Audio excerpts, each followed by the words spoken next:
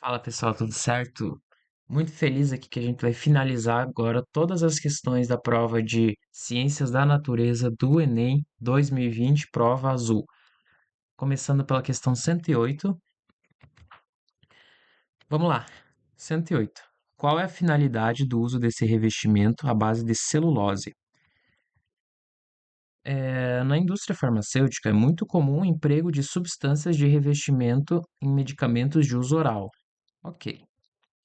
Pois trazem uma série de benefícios como alteração no sabor em medicamentos que têm um gosto ruim, melhoria da assimilação do composto, entre outras ações. Comer um comprimido, às vezes um remédio que a gente vai tomar, ele tem um gosto muito ruim, um gosto muito amargo, e não é muito bom não. Inclusive a minha namorada, ela mastiga os remédios, ela mastiga os comprimidos, é muito corajosa, muito corajosa. Eu não tenho essa coragem, não. Eu mal consigo tomar o remédio com a água normal. Imagina mastigar o comprimido. Ela é corajosa e forte. Alguns compostos poliméricos à base de polissacarídeo ou celulose são utilizados para garantir que o fármaco somente seja liberado quando em contato com soluções aquosas cujo pH se encontra próximo à faixa de neutralidade. Beleza, então ele me contextualizou, ele disse que eu tenho um comprimido, ele é revestido com algumas coisinhas ali, tá? E ele pede qual a finalidade do uso desse revestimento à base de celulose. Então, as opções elas vão me dizer alguma coisa aqui. Vamos ver. Opção A, diminuir a absorção do princípio ativo no estômago. Como assim? Significa que esse revestimento ele vai reduzir a capacidade do meu corpo absorver aquele medicamento? Deveria ser o contrário. Falso. Impedir, na verdade, o que ele tá, o princípio desse composto, o princípio dessa capa polimérica aí, é fazer com que esse composto, que esse remédio, seja liberado no local certo. No caso aqui é regulado com o pH. Impedir que o fármaco seja solubilizado no intestino, falso, porque cujo pH se encontra próximo à faixa da neutralidade. Então não é no intestino, o intestino é básico. Garantir que o fármaco não seja afetado pelas secreções gástricas? Perfeito, é aqui. Ele vai passar pelo intestino, ele vai passar pelo estômago, ele não vai ser afetado, não vai ser dissolvido lá dentro e ele vai ser liberado na hora certa. Não, aqui não, aqui não. Inclusive a D é um forte distrator, mas não é a D. Até porque como é que tu vai mastigar tu vai tomar o remédio e ele já vai ser liberado logo na sua boca? Não tem sentido. Abaixar o fogo reduz-se a chama, pois, assim, evita-se o quê? As panelas de pressão reduzem o tempo de cozimento dos alimentos para elevar a temperatura de ebulição da água. Perfeito. Os usuários conhecedores do utensílio normalmente abaixam a intensidade do fogo em panelas de pressão após estas iniciarem a saída dos vapores. Ué, por quê? Pensa assim, pessoal. Existem dois tipos de calor: o calor latente e o calor específico. O calor específico de uma substância, ele é usado unicamente e exclusivamente para variar a temperatura. O calor específico é a energia que eu forneço por alguma coisa e ela vai usar essa energia para variar a sua temperatura.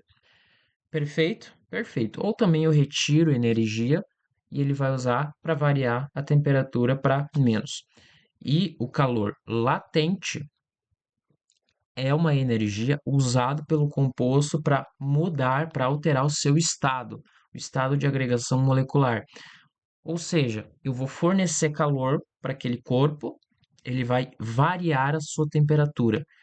Quando ele chegar em um ponto que ele não vai mais variar a temperatura, ele vai usar todo esse calor que eu estou fornecendo para alterar o seu estado. É isso que acontece com a água. A água, por exemplo, quando eu pego um cubo de gelo e eu começo a injetar calor nela, o que vai acontecer? Quando eu injeto calor na água, ela vai realizar a fusão, então ela vai passar do estado sólido para o estado líquido. e eu vou continuar fornecendo calor para ela. Quando eu continuar fornecendo calor para ela, o que que vai acontecer?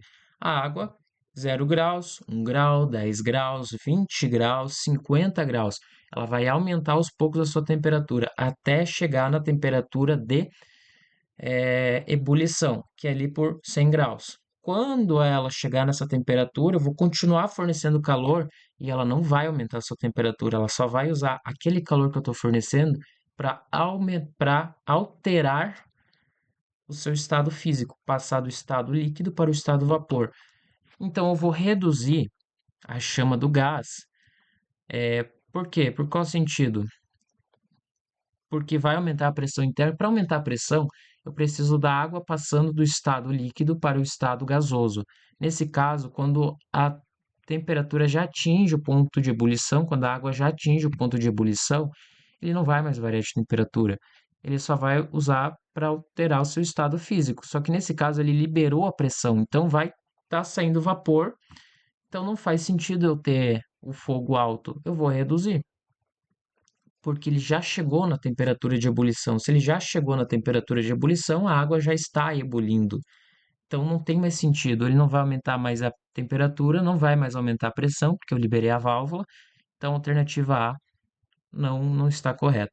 Dilatação da panela e a desconexão da tampa não faz sentido nenhum, né? Imagina se todas as panelas elas fossem assim, tu tivesse um tempo para ela ficar em fogo alto, porque depois ela iria explodir.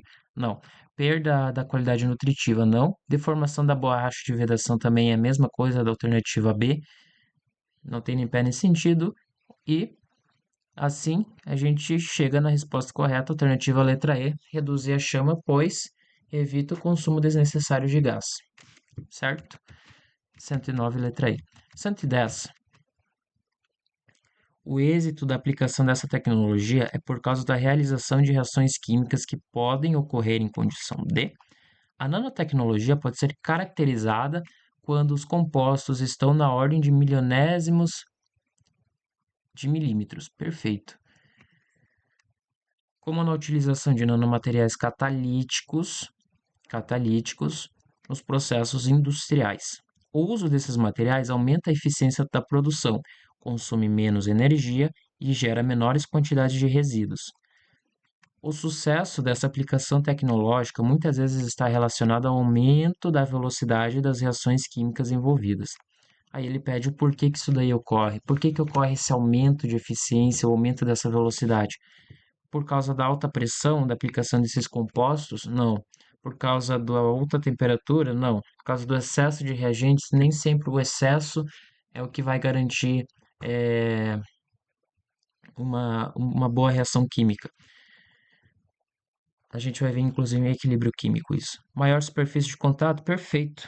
Como é nanomateriais, eu consigo abranger uma área muito maior.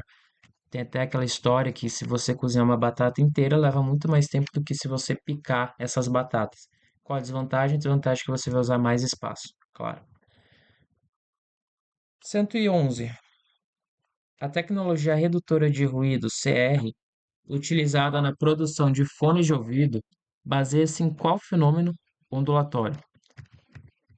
Os fones de ouvido tradicionalmente transmitem a música diretamente para os nossos ouvidos. Já os modelos dotados de tecnologia redutora de ruído, cancelamento de ruído, CR, além de transmitirem música, também reduzem todo o ruído inconsistente à nossa volta, como os barulhos das turbinas de aviões e aspiradores de pó. Os fones de ouvido, CR, com cancelamento de ruído, não reduzem realmente barulhos irregulares como discursos e choros de bebê. Mesmo assim, a supressão do ronco das turbinas de avião contribui para reduzir a fadiga de ruído, um cansaço persistente provocado pela exposição de um barulho a altas horas. Perfeito. Esses aparelhos também permitem que nós ouçamos músicas ou assistimos vídeos, entre tá. Inútil. Inútil o texto. A tecnologia redutora de ruído utilizada na produção de fones de ouvido baseia-se em qual fenômeno ondulatório? Claro que é na interferência, de preferência interferência destrutiva, que é quando eu tenho ali essas ondas se propagando, uma onda em uma direção e uma onda vindo na direção contrária. Quando as duas se juntam, Elas se somam a crista de uma com o vale da outra, fica ali, nessa linha reta. Perfeito? Como você procederia para utilizar, num curto intervalo de tempo, um cartão que já estivesse com a coloração rosa? Para garantir que produtos eletrônicos estejam armazenados de forma adequada antes da venda, algumas empresas utilizam cartões indicadores de umidade nas embalagens desses produtos. Alguns desses cartões contêm um sal de cobalto que muda de cor na presença de água, de acordo com a reação química. Ok, aí ele pede como que eu procederia para reutilizar esse cartão em um curto intervalo de tempo. Eu analiso, a primeira coisa que eu vejo é que isso daqui é um equilíbrio químico. Então, a ida vai para uma direção, mas a volta também é verdade. A volta também é válida. Outra coisa que eu observo é que essa questão ela cobra além de equilíbrio químico, termoquímica. Por quê? Porque tem esse ΔH aqui. E esse ΔH negativo significa que é uma variação de entalpia negativa. Se a variação da entalpia é negativa, significa que a minha reação é exotérmica, ela libera. Lembra, negativo eu não quero para mim, eu não quero algo negativo para mim, então vou soltar. Reação exotérmica, ΔH negativo. Se fosse endotérmica, ela absorveria calor, então o ΔH seria positivo. Se é positivo, eu quero pegar para mim. Por isso que é positivo, é um ganho. Aí vamos lá. Eu tenho um cartão que ele disse que eu quero reutilizar, né? Esse cartão eu quero reutilizar. Se eu quero reutilizar é porque ele tá desse jeito, ele tá rosa. Eu tô com o cartão rosa. Se eu quero reutilizar, eu quero deslocar esse equilíbrio para cá. Eu quero fazer ele voltar a ser azul.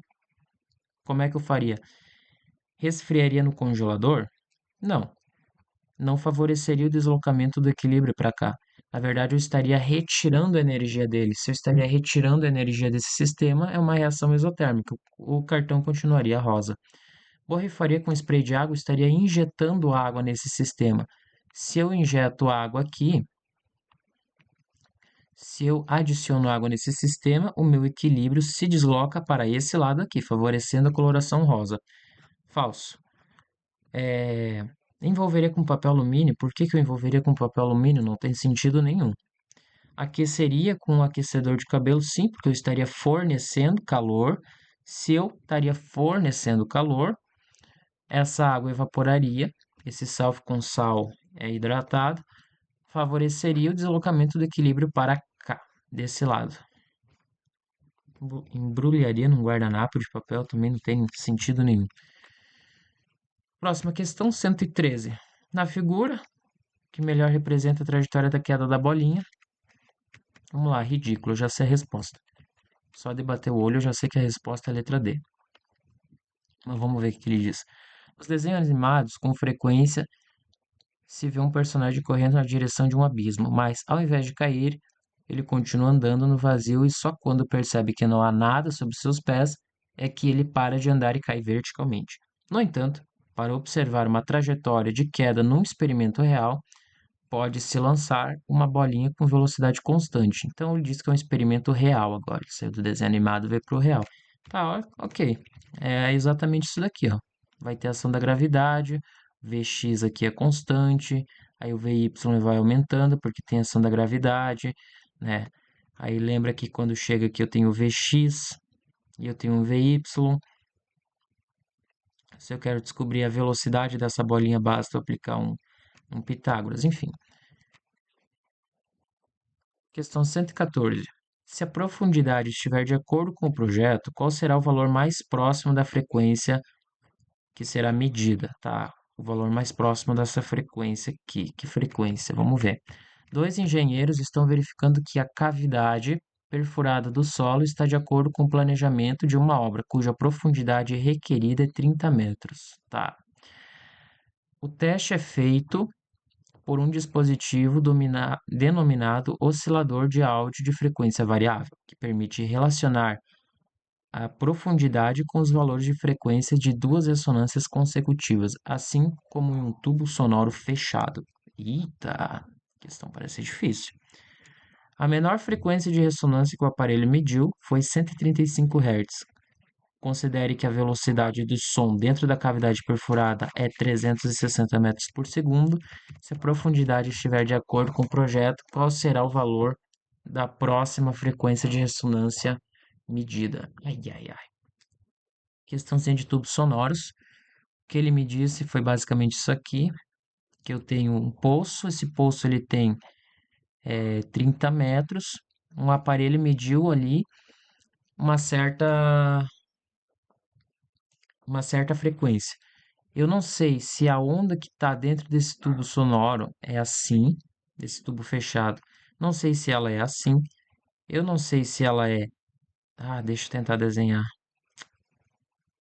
Sou mal para desenhar aqui. Não. Não sei se ela é assim. Não sei se ela é assim. Eu sei que ele mediu cento e tantos hertz. Vamos descobrir primeiro qual é o harmônico em que esse 135 hertz está. Para descobrir isso, eu tenho que uma relação matemática em que eu tenho L, N, vezes lambda sobre 4. Por que que é lambda sobre 4? Porque ele é um tubo sonoro fechado. Se fosse um tubo sonoro aberto, seria lambda sobre 2, mas é lambda sobre 4. Outro detalhe que eu percebo que na verdade que eu percebo não, que vocês têm que gravar, é que esse N é ímpar. Porque, claro, aqui eu tenho comprimento de onda sobre 4, comprimento de onda sobre 4, comprimento de onda sobre 4, sobre 4, sobre 4. Enfim, esse N, ele é ímpar. Vamos isolar esse lambda, que eu quero explorar um negócio com ele. Então, vai ser 4L sobre N. Perfeito. Agora eu conheço a relação de que V igual a lambda F, eu vou substituir. Eu vou substituir o lambda por 4L sobre N vezes a frequência. Vamos ver se eu consigo tirar alguma coisa daqui. Eu conheço a velocidade, que é 360. Eu conheço o comprimento do poço, que é 30. Eu conheço a frequência, que é 135. Esse N eu vou passar para cá porque eu quero descobrir o número do harmônico dele. Então vai ser 4 vezes 30 vezes 135 dividido por 360. Aqui vai dar 12. 12 vai dar 3 e 135 dividido por 3 é 45. Tá, ele está no harmônico 45. Agora o que que ele quer? Ele quer que eu pegue, se a profundidade estiver de acordo com o projeto, qual será a próxima frequência de ressonância, tá? Então a próxima frequência vai ser no harmônico 47, porque ele segue de ímpar em ímpar. Então vai ser 47. Se ele quer o 47, ele quer a próxima frequência, então eu volto para cá. V igual a 4L N vezes F. Então, eu tenho 360, aqui eu tenho 30 e aqui eu tenho 47. Eu quero saber o 47. Deixa eu fazer mais bonito. Aqui eu tenho 47. Vou jogar esse 47 que está dividindo, multiplicando esse 30 e esse 4 dividindo. 4 por 30, aqui vai ficar quanto? Essa frequência simplifica, que dá 12, aqui dá 3, fica 47 vezes 3, que fica 120 mais 21, 141, letra C. Letra C, próxima. A técnica para gerar essa leguminosa é um exemplo de instituições acadêmicas e de pesquisa no mundo estão inserindo essa questão aqui de cima era difícil, tá? Difícil, difícil demais. Tubos sonoros, quase não cai. Instituições acadêmicas e de pesquisa no mundo estão inserindo genes em genomas de plantas que possam codificar produtos de interesses farmacológicos. Perfeito. Então, planta que vai fazer ali alguma coisa de interesse farmacológico ali para beneficiar, certo? No Brasil está sendo desenvolvida uma variedade de soja com viricida ou microbicida capaz de prevenir a contaminação pelo vírus causador da AIDS. Caramba! Essa leguminosa está sendo induzida a produzir a enzima cianovirina N, que tem eficiência comprovada contra o vírus. Para gerar essa leguminosa, a técnica para gerar essa leguminosa é um exemplo de transgenia, claro, com toda certeza. Não é hibridismo, é um híbrido, como assim gerar um híbrido? Uma conjugação, reprodução das bactérias, terapia gênica poderia ficar em dúvida, mas a terapia gênica acontece no próprio indivíduo, melhoramento genético também não. Questão 116. Entre quais pontos do divisor de tensão esse equipamento deve ser ligado para funcionar corretamente e quais pontos do divisor de tensão a qual será peraí. Entre quais pontos do divisor de tensão esse equipamento deve ser ligado para funcionar corretamente e qual será o valor da intensidade da corrente nele estabelecida? Nele que? No equipamento, tá? Então ele quer os pontos em que esse aparelho deve ser ligado e qual a corrente que vai passar por ele. Qual a corrente que vai ser estabelecida nele. Então vamos ver. Um estudante tem uma fonte de tensão com uma corrente contínua que opera uma tensão fixa de 12 volts. Uma bateria, 12 volts. Como precisa alimentar equipamentos que operam em tensões menores, ele emprega 4 resistores de 100 ohms para construir um divisor de tensão. Obtém-se esse divisor associando os resistores como exibido na figura. Os aparelhos podem ser ligados entre os pontos A, B, C, D e E, dependendo da tensão especificada. Tá, então eu tenho a fonte, eu tenho os resistores, esses resistores estão em série, então eu vou somar, já tenho 400 ohms, eu tenho condição para descobrir a corrente desse sistema. V igual a R vezes I, eu tenho 12.400 por I. Isso daqui vai ser 3 vezes 10 na menos 2. Dá para fazer já de cabeça. 3 vezes 10 na menos 2. Com isso, eu consigo descobrir quanto que qual a queda de tensão em cada resistor. Ou seja, quantos volts que cada resistor vai consumir dessa fonte de corrente contínua. Como é que eu faço isso? V igual a R para cada um. Eu sei que aqui a voltagem que eu quero descobrir, a resistência é 3 vezes 10 na menos 2, vezes a corrente vezes a resistência, que é 100. Isso daqui vai dar exatamente 3 volts. É 3 volts para cada um. Ou seja, cada um vai consumir 3 volts. Claro que se eu somar vai dar 12. 3 mais 3, 6, mais 3, 9, mais 3, 12 volts. Aí ele me deu um equipamento que opera 9 volts. Então, eu já consigo descartar algumas aqui. Por exemplo, ele diz que vai ligar entre A e C. Entre A e C, ele está sujeito a 6 volts. Ele não vai funcionar direito, então já não é. Entre B e E, eu tenho 9 volts. É uma possibilidade. Entre A e D, eu tenho quanto? Eu tenho 9 volts. Também é uma possibilidade. Entre B e E, também é uma possibilidade. Entre A e E, já passou, já não é também a letra E. Agora vamos descobrir a corrente que passa por esse equipamento, que ele consome, né? A corrente é V igual a RI para ele também. Ele pega 9 volts e ele tem 10 quiloohms de resistência. Então, vamos ver a corrente. A corrente vai ser 0,9 vezes 10 na 3. Na menos 3, né? Vezes 10 na menos 3, isso. Que é 0,9 miliampere. Alternativa letra E. Próxima questão. Letra E, não, letra D, né? Próxima questão. Com base nas etapas de desenvolvimento, o nome apropriado para a técnica descrita é: pesquisadores dos Estados Unidos desenvolveram uma nova técnica que utiliza raios de luz infravermelha, ou seja, invisíveis ao olho nu, para destruir tumores. Perfeito, interessante isso daí. Primeiramente, o paciente recebe uma injeção com versões modificadas de anticorpos que têm a capacidade de grudar apenas nas células cancerosas. Ok. Sozinhos, eles não fazem nada contra o tumor. Perfeito. Entretanto, esses anticorpos estão ligados em uma molécula denominada IR-700, que funcionará como microbomba, que irá destruir o câncer. Em seguida, o paciente recebe raios infravermelhos, Esses raios penetram no corpo e chegam até a molécula IR-700, que é ativada e libera uma substância que ataca a célula cancerosa. Com base. Tá, então eu tenho um paciente ali com tumor, eu injeto um tipo de anticorpo, esse anticorpo tem uma proteína ali específica.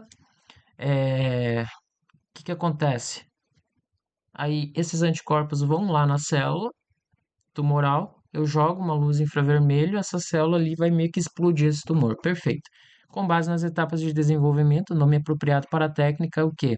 Radioterapia já existe, cromoterapia já existe, quimioterapia já existe, fotoimunoterapia sim, porque utiliza uma frequência de onda específica, uma frequência da luz específica. Então, imunoterapia, sistema imunológico, terapia relacionada à cura e foto de luz. Tá aí, perfeito. Perfeito. Terapia magnética não, porque não envolve campo magnético, não tem sentido nenhum. A característica que justifica o sucesso adaptativo desse grupo na ocupação do ambiente terrestre é a presença de aranhas, escorpiões, carrapatos e ácaros são representantes da classe aracnídeos. Esses animais são terrestres em sua grande maioria e ocupam os mais variados habitats, tais como montanhas altas, pântanos, desertos e solos arenosos. Podem ter sido os primeiros representantes do filo artrópoda a habitar a terra seca. Ok. A característica que justifica o sucesso adaptativo desse grupo na ocupação do ambiente terrestre é a presença de. Então, eu tenho vários representantes: aranhas, escorpiões, carrapatos e ácaros. São aracnídeos, eles são aracnídeos e eles vivem em várias regiões. O que permite ele viver nessas regiões? Então, quelíceras e peudipapos, que coordenam o movimento corporal não falso. Não tem nada a ver isso, daí é só um recurso deles para capturar alimento. Excreção de ácido úrico, não. Exoesqueleto constituído de quitina, que auxilia no controle hídrico corporal, claro. Perfeito, essa daqui é a resposta. Circulação sanguínea aberta, que impede a desidratação, não, nada a ver. Sistema nervoso, também nada a ver. Próximo. 119. Qual o ponto de amostragem de água no rio está mais próximo do local em que o rio recebe despejo de esgoto? Pesquisadores coletaram amostras de água de um rio em pontos diferentes, distantes alguns quilômetros um do outro. Ao longo do rio, há locais de águas limpas, como também locais que recebem descarga de esgoto de áreas urbanas, e locais onde há decomposição ativa com ausência de peixes. Os pesquisadores analisaram dois parâmetros: oxigênio dissolvido e demanda bioquímica de oxigênio, em cada ponto de coleta de água, obtendo um seguinte gráfico: oxigênio dissolvido e demanda bioquímica de oxigênio. E daí tem os pontos de amostragem aqui. O oxigênio dissolvido é proveniente da atmosfera e da fotossíntese que ocorre no curso de água, e sua concentração é função das variáveis físicas, químicas e bioquímicas do local. A demanda bioquímica de oxigênio é a quantidade de oxigênio consumido por micro-organismos em condições aeróbicas para degradar uma determinada. Lógico, né? Demanda por oxigênio. O oxigênio dissolvido e demanda por oxigênio. Quem que tem demanda por oxigênio? São os peixes. Quanto mais peixe, maior a demanda por oxigênio. Aí ele pede qual ponto de amostragem da água do rio está mais próxima de um local de esgoto. Pensa assim, local de esgoto está jogando matéria orgânica, está jogando coisas ali nesse rio, porém a concentração de oxigênio é baixo nessas regiões. Por quê? Embora ali eu tenha uma demanda muito grande por oxigênio, porque eu estou jogando resíduos orgânicos ali, alguns resíduos orgânicos, estou jogando também algumas substâncias eh, pesadas, eu vou ter peixe ali naquela região. Porém, o oxigênio dissolvido na água vai ser pequeno, vou ter eutrofização, vou ter um monte de problema. E quando eu venho para o gráfico, eu olho que a estrela é o oxigênio dissolvido e a cruzinha é a demanda bioquímica por oxigênio. Repara no ponto 1. No ponto 1 de amostragem, eu tenho pouquíssimo oxigênio dissolvido e eu tenho uma demanda muito grande, ou seja, eu tenho muito ser vivo ali naquela região, porém eu tenho pouco oxigênio.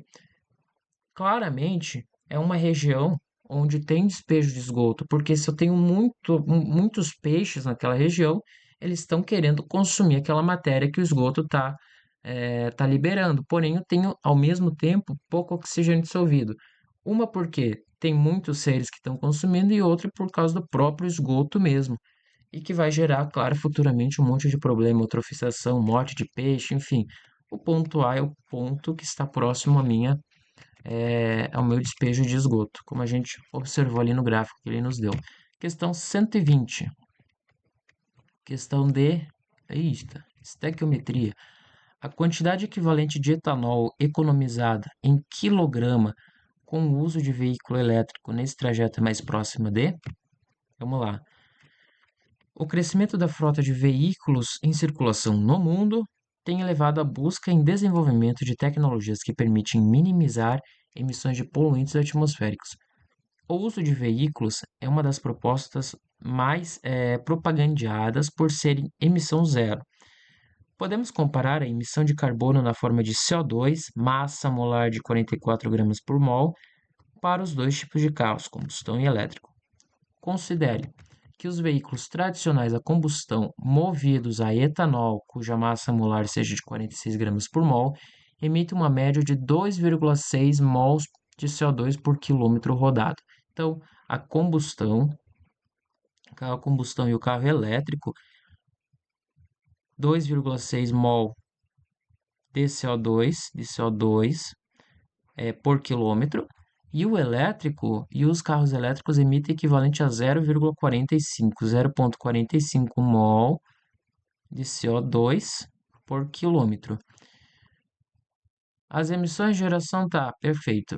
A reação de combustão do etanol pode ser representada pela equação química. Ele me deu a equação química, então. Foram analisados as emissões de CO2 envolvidas por dois veículos movidos a etanol e outro elétrico em um mesmo trajeto de 1.000 km. Espera aí, 1.000 km, mas o carro a combustão ele emite 2,6 mols de CO2 por quilômetro. Ou seja, ele emite 2.600 mols de CO2 em 1.000 km. E aqui ele vai emitir 450 mol. Ele quer saber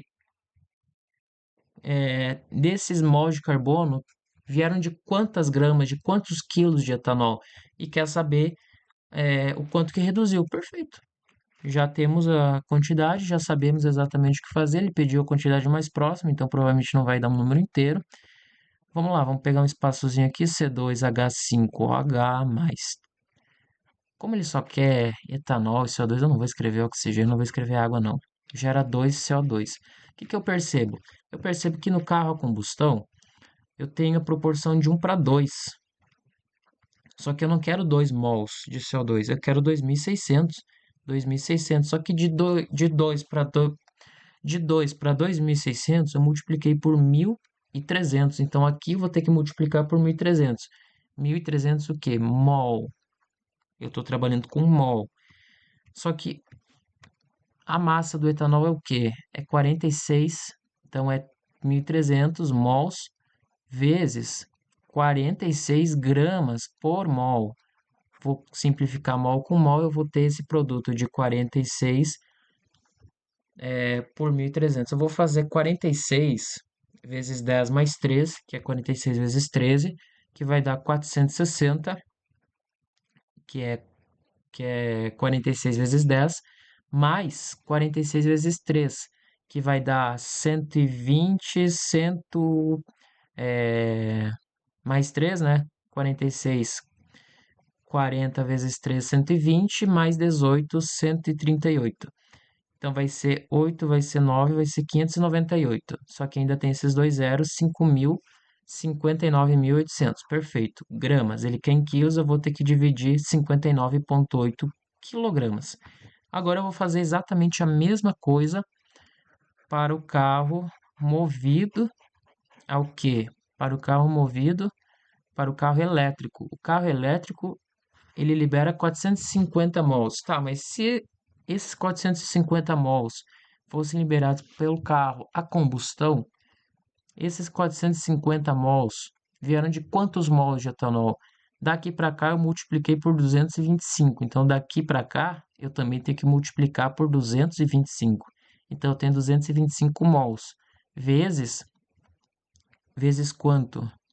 Vezes 46. Vezes 46. 46 gramas por mol.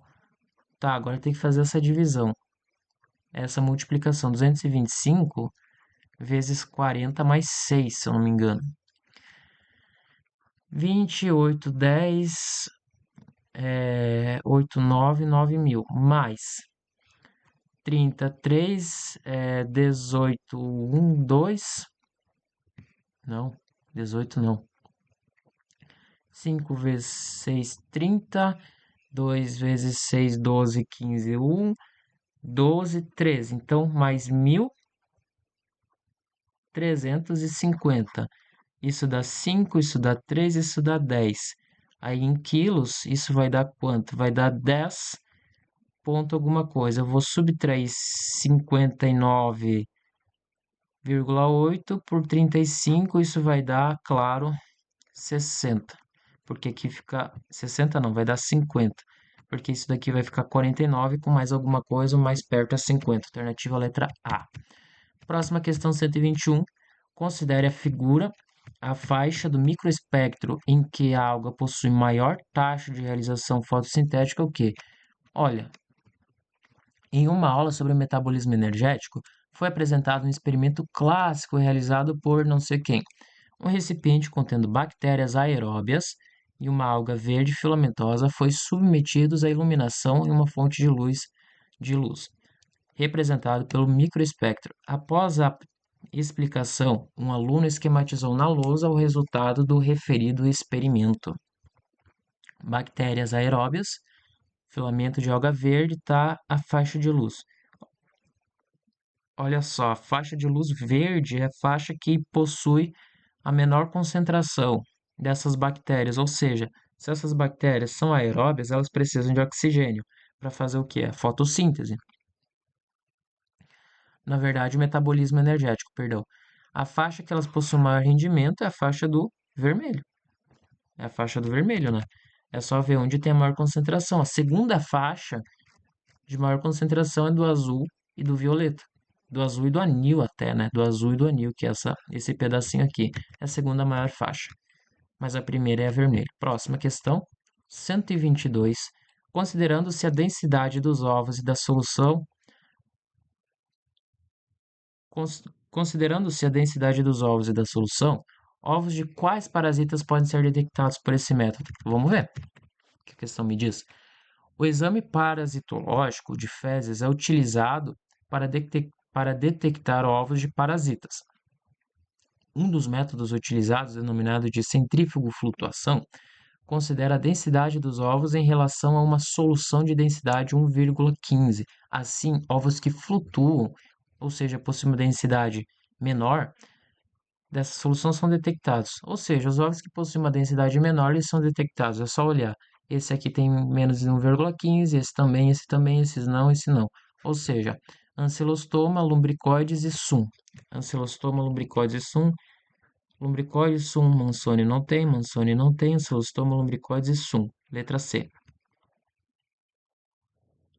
A fim de tratar o resíduo recuperando o acetato de etila, o técnico deve.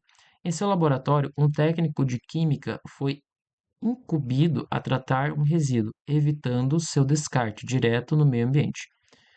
O resíduo, ao encontrar o frasco, observou-se a seguinte informação: resíduo, mistura de acetato de etila e água. Considere os dados do acetato. Baixa solubilidade em água, massa específica de 0,9 gramas por centímetro cúbico, temperatura de fusão menos 83 graus Celsius, pressão de vapor maior que a da água. Ele é menos denso e evapora menos que a água. A fim de tratar o resíduo, recuperando o acetato de etila, o técnico deve evaporar o acetato de etila não, porque se a pressão de vapor dele é maior que a da água, quem evapora primeiro é a água. Filtrar a mistura utilizando um funil comum de papel e filtro? Não. Realizar a destilação simples para separar a água do acetato de etila. Vamos pensar. Uma destilação simples, diferentes pontos de fusão e ebulição. Uma mistura homogênea para uma mistura homogênea. Ele diz que tem baixa solubilidade. Se tem baixa solubilidade, não faz sentido usar a destilação porque não é uma mistura homogênea. Errado. Proceder para uma centrífuga, não. Decantar a mistura, separando os dois componentes em um funil adequado. Sim. Claro, né? Porque eu vou ter a substância ali. Eu vou ter toda a substância ali. Tem aqueles tipo de filtro que é mais ou menos assim. E eu vou ter o quê? Eu vou ter a água embaixo, a água, e eu vou ter o acetato em cima. Acetato. Eu vou liberar aqui para toda a água sair. Quando chegar no acetato, eu paro. Até porque ele não é solúvel em água, ele tem uma solubilidade muito baixa. O pouco que ele se solubilizar, eu deixo ele decantar, eu deixo ele ficar ali, né? Se separar os dois fisicamente, e depois eu abro o funil e libero a água só e deixo o acetato de etila. Ponto. 124. Os impactos decorrentes desse derramamento ocorrem porque os componentes do petróleo. Em 2011, uma falha no processo de perfuração realizado por uma empresa petrolífera ocasionou o derramamento de petróleo na bacia hidrográfica de Campos, no Rio de Janeiro. Os impactos decorrentes desse derramamento, eu tinha uma empresa, tinha o petróleo, estavam tirando o petróleo vazou, caiu na água. O que aconteceu? O petróleo reage com a água do mar e sofre degradação? Não, o petróleo ele é apolar, ele não reage com a água, ele é menos denso, ele fica sobre a água. Acidifica o meio, promovendo o desgaste? Não. Dissolve-se na água? Não. Tem caráter hidrofóbico e baixa densidade, impedindo as trocas gasosas com o meio aquático da atmosfera? Perfeito. Letra D. Próxima questão. A porcentagem de doadores compatíveis para alguém do grupo B nessa população deve ser de. Questão de genética. Eita, questão de genética nunca é legal. Uma população encontra-se em equilíbrio genético quanto ao sistema ABO, em que 25% dos indivíduos pertencem ao grupo O e 16% ao grupo A homozigotos, tá? Então, o grupo A eu só tenho 16% homozigoto. E aqui, 25% dos indivíduos pertencem ao grupo O. Perfeito. Considerando que P é frequência de IA, Q é frequência de IB e R é frequência de I, espera-se encontrar a porcentagem de doadores compatíveis para alguém do grupo B nessa população deve ser de. Tá, vamos ver. Ele me deu que o grupo. Deixa eu apagar aqui porque já tá bagunçado. Ele me deu que o grupo O tem 25% dos indivíduos, mas ele me deu que O é R ao quadrado. Mas quem que é R? Isso representa 25 sobre 100. Só que R, então, vai ser 5 sobre 10. Logo, R é 0,5. Tá, o R é 0,5, pelo que ele me deu aqui na tabelinha de frequências. Aí ele me disse que o A é 16%, só que o A é homozigoto. O A é esse daqui, o homozigoto é o P ao quadrado. 2PR é se eu misturar P e o R, daí já não é homozigoto, já são seres heterozigotos. Então, P ao quadrado é 16%, que é 16 sobre 100. P vai ser 4 sobre 10, que é 0,4. Mas, pelo negócio lá de Hardy-Weinberg, o dispositivo, eu tenho que P mais Q mais R tem que resultar em 100%. Mas eu tenho que o P é 0,4. Eu quero saber o Q e o R é 0,5. Isso vai dar 1, o Q vai dar quanto? O Q vai dar 0,1. Tá, o Q vai dar 0,1, eu tenho o R e eu tenho o P. Com isso, já consigo calcular o B. O B, ele me deu que o B é Q ao quadrado mais 2Q vezes R.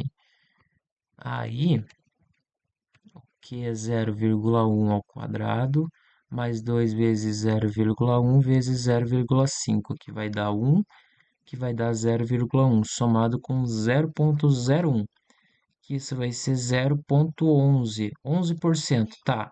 11% não. 11%, perfeito. 11%.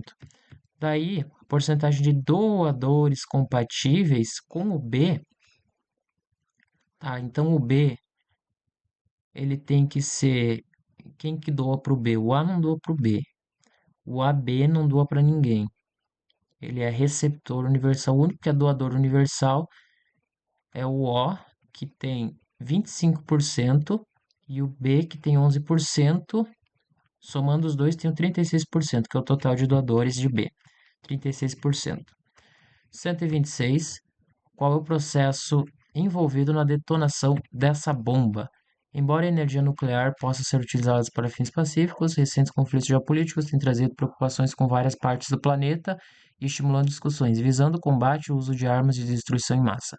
Além do potencial destrutivo da bomba atômica, e já sei a resposta. Uma grande preocupação associada ao emprego desse artefato bélico é a poeira radioativa deixada após a detonação. Qual o processo envolvido na detonação dessa bomba? Fissão nuclear de urânio provocada por nêutrons, sim. Fusão nuclear não tem como fazer na Terra. Desintegração nuclear do plutônio, ele nem falou desintegração nuclear do plutônio, provocado por elétrons ainda, nada a ver. Associação da cadeia de chumbo, como assim chumbo usado? Decaimento radioativo do carbono, também não é usado carbono em bombas nucleares. Próxima questão.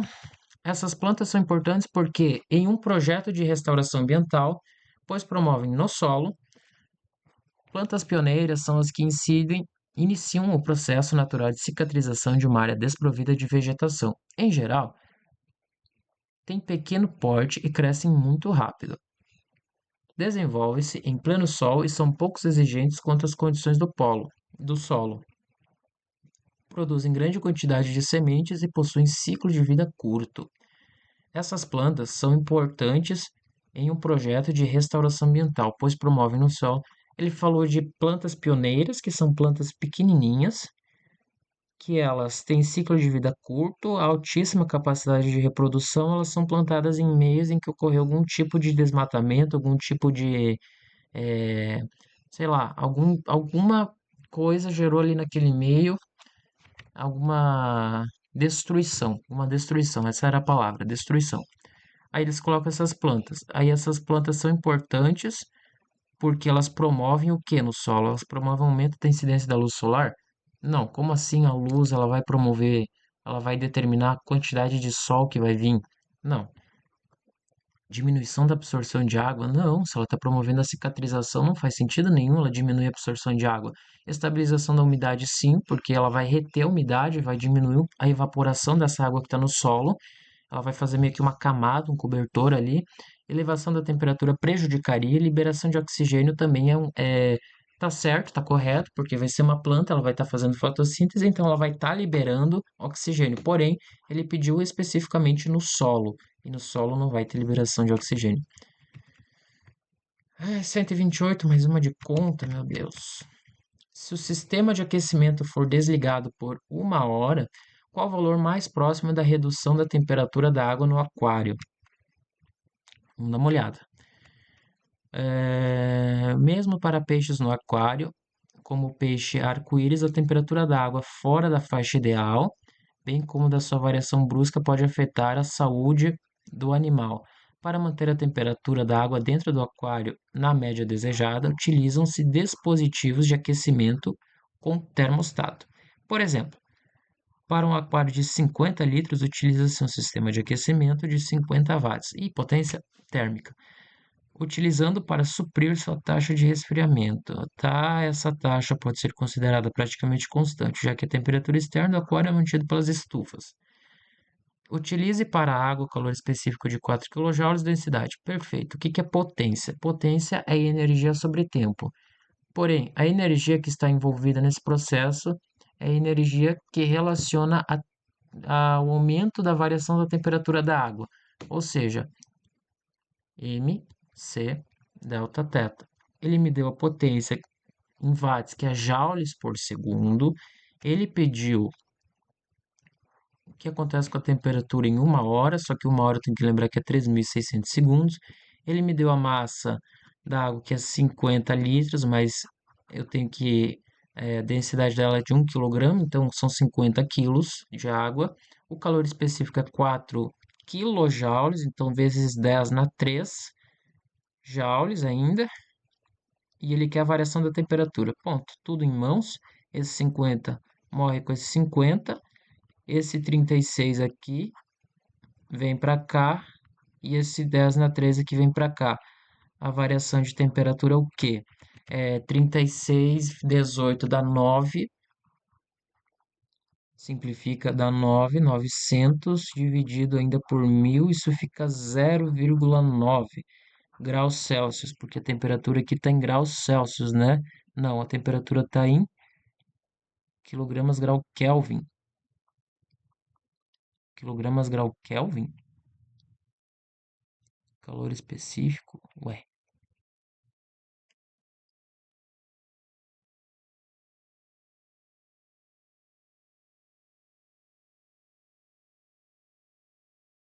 Valor mais próximo em graus Celsius. A alternativa tem graus Celsius. Mas aqui tem Kelvin. Kelvin na -1.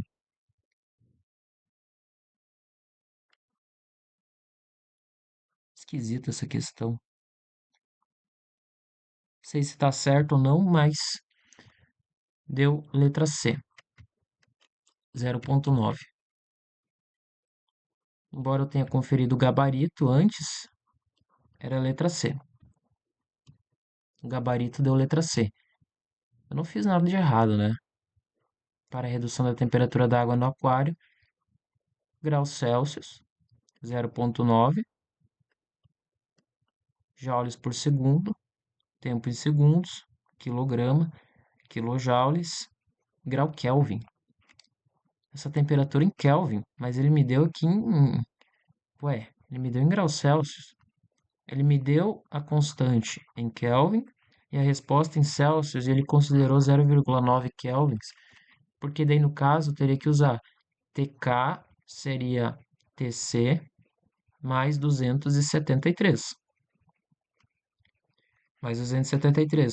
Como eu descobri a temperatura em Kelvin, eu teria que subtrair, mas daí não, não faz sentido.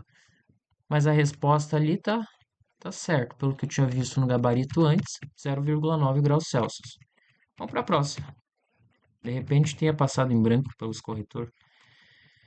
Qual quimioterápico deve ser escolhido para o tratamento desse tipo de tumor? Quase finalizando a prova, 129. Em uma pesquisa estão sendo testados 5 quimioterápicos quanto à sua capacidade antitumoral. No entanto, para o tratamento de pacientes, sabe-se que é necessário verificar também o quanto cada composto agride células normais. Lógico, né?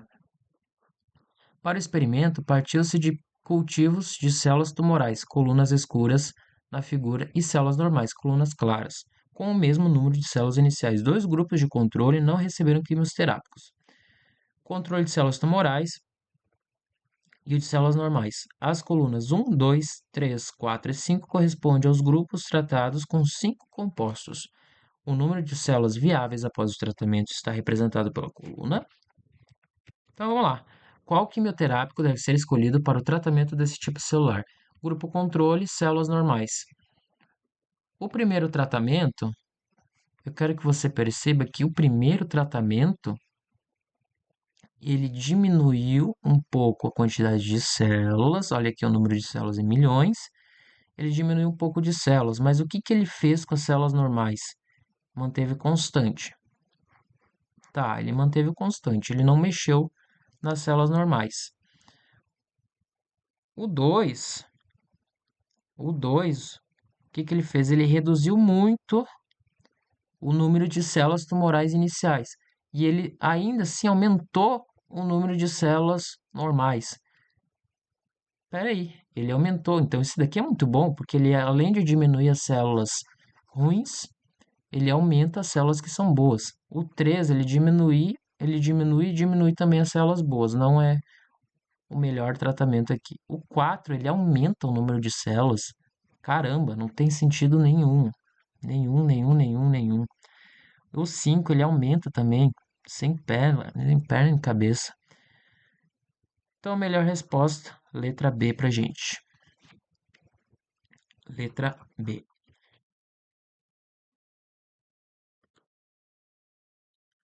Questão 130. Qual dos recipientes a água terá maior temperatura no final do experimento? Começou a escrever sobre a condensação da luz solar no foco da lente, queria verificar. Perfeito, raio, aquecimento. Para isso, ele projetou sobre um anteparo. Isso daqui é só balela, ele só está contextualizando. Para verificar a hipótese, um estudante montou um dispositivo apresentado na figura. Nesse aparato, 5 recipientes contendo água à mesma temperatura inicial e separados por um material isolante térmico e refletores são posicionados lado a lado, A, B, C, D e E.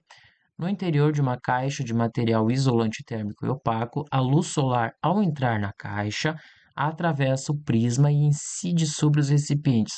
O estudante aguarda até que ocorra o aumento da temperatura e afere em cada recipiente. Beleza, a luz do sol tem um prisma, tem uma caixa isolada, tem os recipientes aqui com líquido. Em quais dos recipientes a água terá maior temperatura no final do experimento? No vermelho, claro.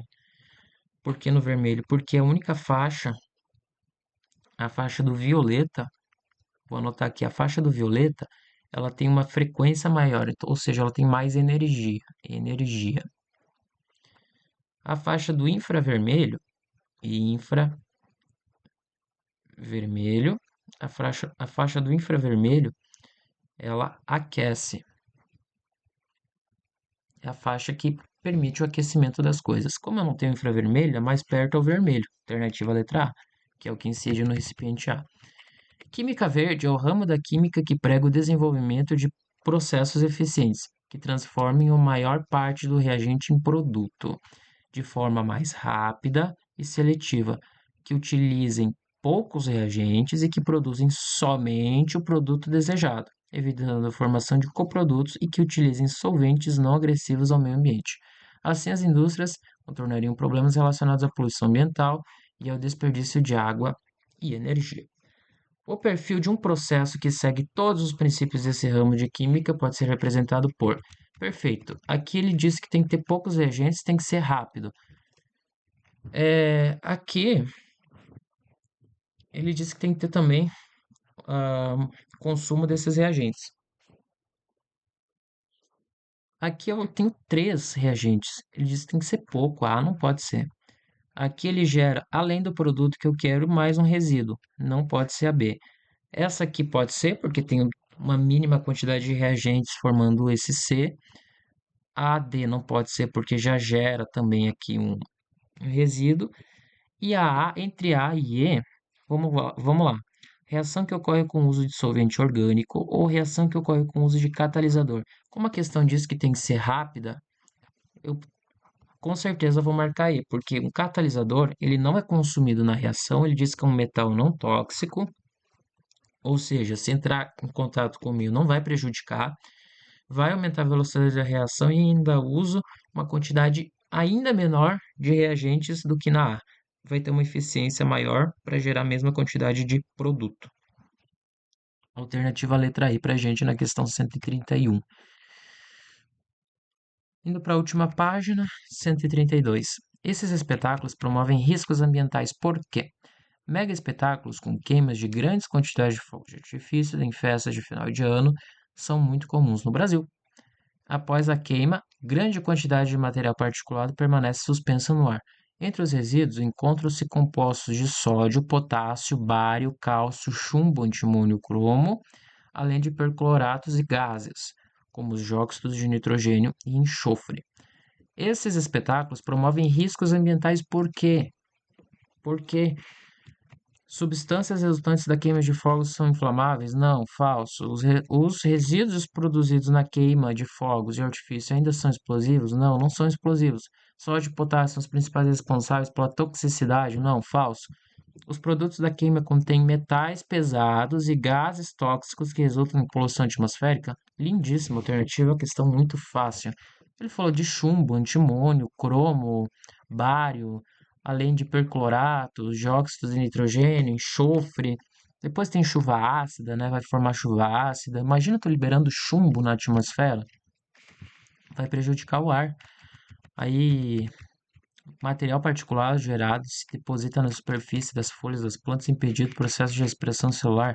Uau, que alternativa absurda! Você explode um fogo de artifício ali e ele impede a árvore de respirar? Não, não tem sentido nenhum, né? Qual o motivo físico da proteção fornecida pelos automóveis citados no texto? Há muitos mitos em relação a como se proteger de raios. Cobrir espelhos, não pegar em facas, garfos e outros objetos metálicos, por exemplo. Mas, de fato, se houver uma tempestade com raios, alguns cuidados são importantes, como evitar ambientes abertos. Um bom abrigo para proteção é o interior de um automóvel, desde que este não seja conversível. Agora ele pede por que é um bom abrigo. Isolamento elétrico dos pneus? Não. Não confunda. Essa daqui pega muita gente que não estuda. Efeito de para-raios? Não. Blindagem pela carcaça metálica? Sim, sim. Gaiola de Faraday. A gente tem que lembrar, né? Temos que lembrar desse conceito. O campo elétrico dentro dele é nulo. Escoamento de água pelas latarias? Como assim? Por que isso protegeria? Aterramento do fio da bateria? Não. Também não é isso. Com base nos da última questão, porque a questão 135, ela foi uma questão anulada. Anulada. Então, eu nem vou perder tempo. Eu acho que tiveram duas questões, né, no total dessa prova que foram anuladas, né? Eu não sei qual que foi, acho que foi na prova de matemática que foi anulada. Inclusive, eu tenho resolução da prova de matemática aqui no canal. Com base nos dados obtidos, o investidor adquiriu as moedas. Vamos embora, última questão. As moedas despertam o interesse dos colecionadores, numismatas e investidores há bastante tempo. Uma moeda de 100% cobre, circulante no período do Brasil colônia, pode ser bastante valiosa. O elevado valor gerado, a necessidade de realização de testes que validam a procedência da moeda, bem como a veracidade de sua composição. Sabendo que a densidade do cobre metálico é próxima a 9 gramas por centímetro cúbico, então eu já tenho a minha referência, o investidor negocia a aquisição de algumas moedas. 9 é o meu número de referência. A, B, C e D são as moedas. Supostamente de 100% de cobre, de massa 26, 27, 10 e 36, respectivamente. Com o objetivo de testar a densidade das moedas, foi realizado um procedimento em que elas foram sequencialmente inseridas em uma proveta contendo 5 ml de água, conforme esquematizados. Mesmo ele não precisaria nem dar esse volume aqui, porque seria apenas eu analisar onde que está a altura do primeiro líquido aqui. Ou ele dá o volume de uma moeda e daí eu desconto. Então vamos lá. Na primeira proveta, ele colocou a moeda A, que tem uma massa de 26 em um volume de 5. Isso confere para mim 5,2. Já não é a A, porque eu tenho que ter 9. Então a A não é. Vamos ver a B. Quando eu coloquei a moeda A, ele foi para 6. Quando eu coloquei a moeda B, foi para 10. Ou seja, o volume deslocou quanto? 6, 7, 8, 9, 6. 1, 2, 3. Deslocou 3 unidades. Eu tenho 27 por 3. Deslocou 3 ml, ou seja, eu tenho 9 ml. A B é uma possibilidade de resposta. Quando eu tinha C, ele estava em 10. Quando eu coloquei a C, quando eu tinha B, ele estava em 10. Quando eu coloquei a C, foi para 12, ou seja, deslocou 2 unidades, só que ele tinha 5 gramas. 2 ml, deslocou 2 ml em 10 gramas. Ou seja, tem 5 gramas por ml, certo? Não é a C, porque eu preciso ter 9. E também não é a A. Se não é a A, não é a C, com toda certeza é a minha D. Mas vamos comprovar com o cálculo. Por quê? Porque quando eu adicionei a C, ele estava em 12. Mas quando eu botei a D, ele foi para 16. Então, 12. 1, 2, 3, 4. Deslocou 4 ml. Só que a moeda pesa 36 gramas. Ou seja, tem 9 gramas por ml. É a D também. Fechamos toda a prova de Ciências da Natureza. Vamos seguir com a resolução da prova de 2021. Fiquem com Deus. Abraço. Até a próxima resolução.